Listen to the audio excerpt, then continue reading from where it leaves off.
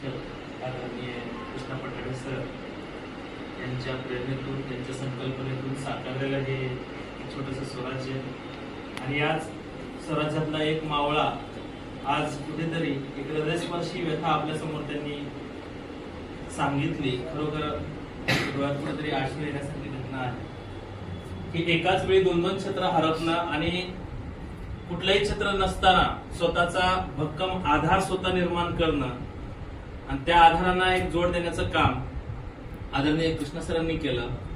आणि यातून एक यशाचा जो काही मार्ग होता, जो यशोमार्ग त्यांनी गाठला, त्याच यशाची एक यशोगाथा आपल्या समोर त्यांनी व्यक्त केली. त्यांनी जे काही आज हे घवघवीत असं यश संपादन केलेलं आहे. खरं तर त्यांचा आज हा अमृत महोत्सव सोहळा आहे म्हटलं तरी काही हरकत नाहीये. तसा आजचा कार्यक्रम देखील